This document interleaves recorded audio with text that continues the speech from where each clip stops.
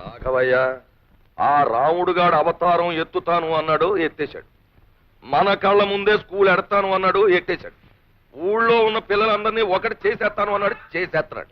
ఆడేం మాట అంటే అది శాతల్లో చూపించేస్తున్నాడు. మనం మాత్రం మాటలు చెప్పుకోవడంలోనే ఉండిపోయాం. వెంటయ్య, ఈ దాచినపల్లి హిట్లర్ మాట కాదని వాడి ఊళ్ళో ఉండడానికి వీల్లేదు. ఎత్తేస్తాను. వెంటనే జటాసుర అవతారం ఎత్తేసి ఊరెళ్ళి ఎమ్మెల్యే గారితో మాట్లాడి బీడీఓల్ని డిఈఓల్ని వెంటనే తరలించుకొచ్చి వాడి మీద ఉసుకొల్పి వాడంతా తేల్చేస్తాను. చూడు, వాళ్ళకి కావాల్సిన ఏర్పాట్లు నువ్వు చేయి. సంతోషంగా చేస్తాను. డొక్క చించేస్తాం. వాడి వివరాలు ఏంటో చెప్పండి. దట్ ఫిలో రాము అమ్మా దేవాంతుడండి. ఆ కొండపక్క పోరంబోక స్థలాలని ఆక్రమించేసుకున్నాడండి. Is it? అవును సార్. అక్కడ మేము లక్షణంగా పవిత్రంగా రావాలని కట్టించాలనుకున్నామండి. గుడి కట్టాల్సిన చోట బడి కట్టేశాడండి. కుర్రేదవులకి వానమాలు నేర్పే వంకతో ఊళ్ళోకి ఎగస్పత్తి పెట్టేశాడండి. తోయించేస్తాం. మేం చేయాల్సింది మేం చేస్తాం, మీరు చేయాల్సింది మీరు చేశారా? ఈ అరేంజ్మెంట్లు అయిపోయాయండి. 4 సీమలు తెప్పించాం, 10 తరాలు తీసేసామండి. 2 పరుపులు ఏర్పాటు చేశాం. పరుపులు అంటే మా పెంట దానికి పెట్టిన పెంట పేరు, కానీ పరుపులు లక్షణంగా ఉంటాయండి. Good good, I understand. ఇంతకీ ఏడా బడి, ఏడా రాము? సార్, ఆ కొండ పక్క పాక చూడండి సార్. అదిగో అదండి బడి. దాని పక్కన నిలబడ్డాడు చూడండి జెండా కోయలాగా. తప్పిలో రాము. జై హింద్. మీరు వెళ్ళి పరిస్థితులు కల్లారా చూడండి. మేమేదో దగ్గరుండి చేయించామని మాగుబడి ఎడుతాడు. మేము ఇక్కడే ఉంటాం. తేల్చేస్తాను వాడి సంగతి. వెంటయ్య, ఈ దెబ్బతో నా కొడుకు సంగతి సరి. ఏమైనా రాఘవయ్య, నువ్వు అవతారం ఎత్తావంటే ఎలాంటి పనులన్నా జరిగిపోతాయి. అవతారం ఇలాగ ఎత్తావు, ఆఫీసర్లు ఇద్దరు వారిపోయారు. దాచినపల్లి హిట్లర్. మీరేనా రాము? అవునండి, నేను బ్లాక్ డెవలప్మెంట్ ఆఫీసర్ని. వీరు విద్యాశాఖ అధికారి. నమస్తే. మిస్టర్ రాము, మీరు పిల్లల్ని అడ్డం పెట్టుకుని ప్రభుత్వం ఆస్తులు ఆక్రమించుకున్నారని, అనుమతి లేకుండా సేద్యం చేస్తున్నారని మీ మీద రిపోర్ట్లు వచ్చాయి. మీరేమంటారు? మీరు విన్న నిజమేనండి, కానీ కారణాలు మాత్రం నిజం కావు. చదువు సంఖ్య లేక తాము ఎందుకు బతుకుతున్నామో తెలియని ఈ గూడెం పసి వాళ్లకు పాఠాలు చెప్పడం నేరమే అయితే, ఎస్, నేను చేసింది నేరమే.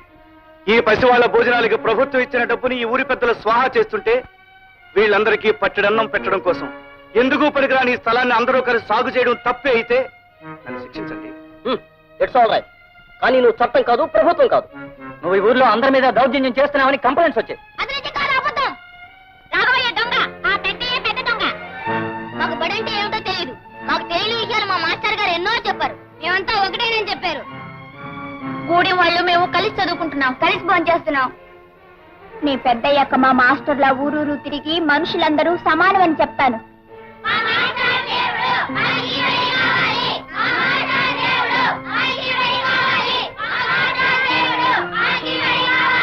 విన్నారా సార్? ఈ పసిపిల్లల హృదయాల్లో విజ్ఞానం అనే జ్యోతిని వెలిగించాడు రాము. వీళ్ళింత పవిత్రంగా ఆలోచిస్తున్నారు అంటే, వీళ్ళింత ఆవేశంగా తమ లక్ష్యాన్ని చెప్పగలుగుతున్నారు అంటే దీనికి కారణం రాము. ఇప్పుడు చెప్పండి సార్, రాము చేస్తున్నది నేరవా? మీరెవరు? మీకెవరైతే రాము మీద రిపోర్ట్ ఇచ్చారో ఆ పెద్ద మనిషి కూతుర్ని, రాఘయ్య గారి అమ్మాయిని. మీరు కూడా ఇతనితో పనిచేస్తున్నారా? రాము ఒక వ్యక్తి కాదు, ఒక ఉద్యమం, ఒక ఆవేశం. ఆ ఉద్యమంలో పాల్గొనే అదృష్టం కలిగినందుకు ఆనందపడుతున్నాను, గర్వపడుతున్నాను. కానీ ఊరి పెద్దలందరూ కలిసి ఇక్కడ రామాలయం ఏదో కట్టాలనుకుంటున్నారని విన్నాం మేము. వాళ్ళు ఇక్కడ ఒక్క ఆలయమే కడదామనుకున్నారు సార్. కానీ ఇక్కడ కొన్ని వందల దేవాలయాల ప్రతిష్ఠ జరుగుతుంది. మంచిని కోరే ప్రతి హృదయం ఒక దేవాలయం.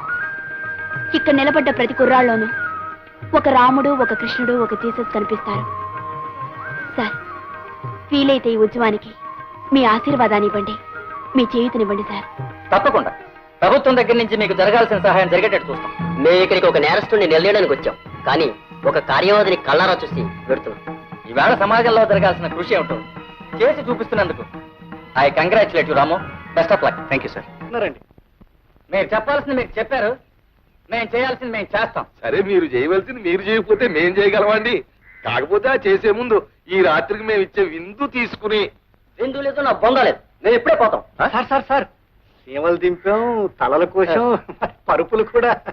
మీరు చేయాల్సింది మీరు చేశారు, ఇంకా మీరు చేయాల్సింది ఉంది. చేస్తాం తప్పకుండా.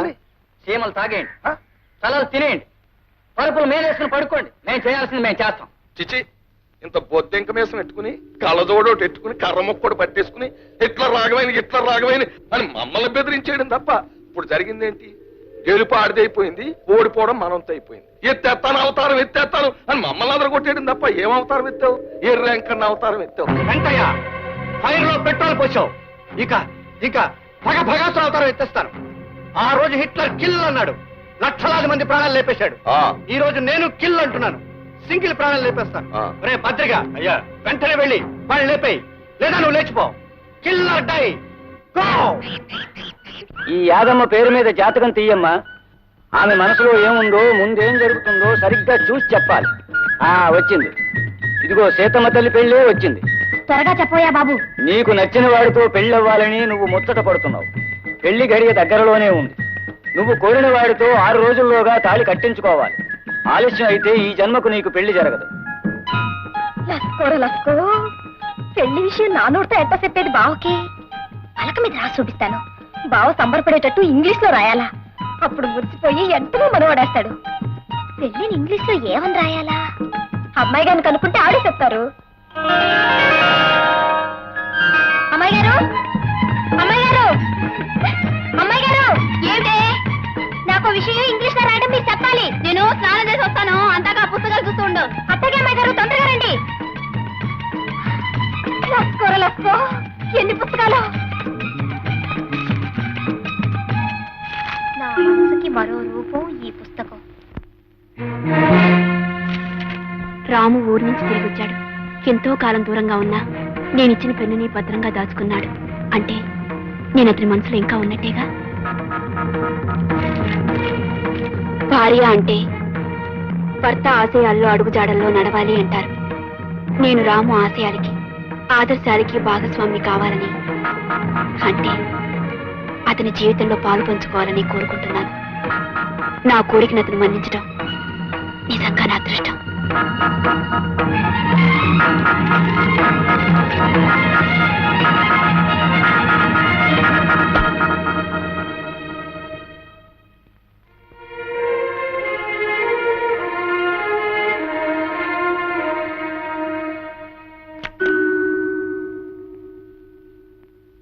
యాది ఏమిటే?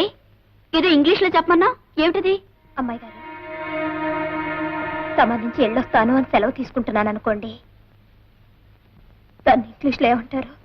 గుడ్ బై అంటారే. GOODBYE good bye. ఇప్పుడు గుడ్ బై ఎందుకే? తర్వాత చెప్తా గానీ ఇప్పటికి మాత్రం మీ గుడ్ బై అమ్మాయి గారు. Good bye.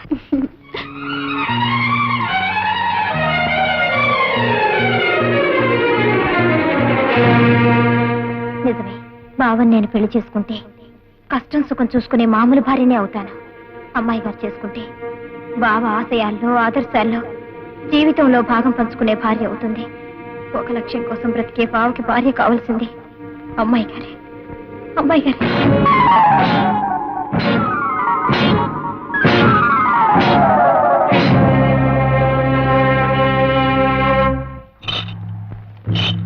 రాము నా కొడక, నీ యవ్వ తల్లి చెక్క, ఒక్క దెబ్బకి సొచ్చు కొబ్బరికాయ నేలరాలినట్టు నీ తల నేలరాలిపోవాలరా.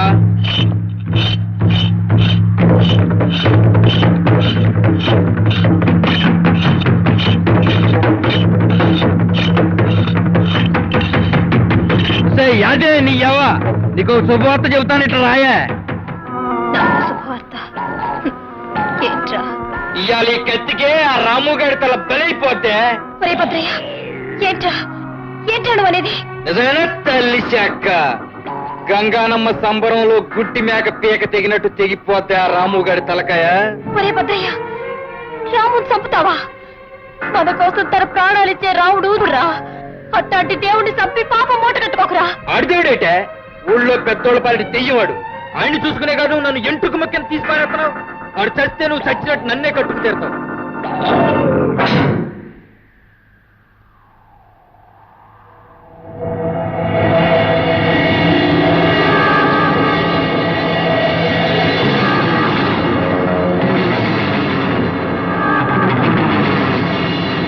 ఒరే భద్రయ్య, నువ్వు రాముని చంపనని మాటిరా. అవునరా, అందరి కోసం అన్ని వదులుకున్న రాము మహానుభావుడురా. గుడిసెల్లో ఉన్న మనం గొప్పగా బతకాలని తిండి నిద్ర మానేసి తాపత్రయపడే అని చంపడం దారుణంరా. మన పాలిట దేవుణ్ణి మనమే చంపడం తప్పురా, తప్పు. రాము నేను చెయ్యకురా, నీకు చేతులెత్తి మొక్కుతాను. నేను చెయ్యకురా, ఆ దేవుణ్ణి ఏం చెయ్యొద్దురా. నీకు నా మీద మనసుంది, మనవాడాలనుంది, అవునా? అవునే. నేను నీ ఇంటి దాన్ని అవుతాను. నువ్విక రాముని ఏమీ చెయ్యనని ప్రమాణం చేయరా, ప్రమాణం చెయ్యి.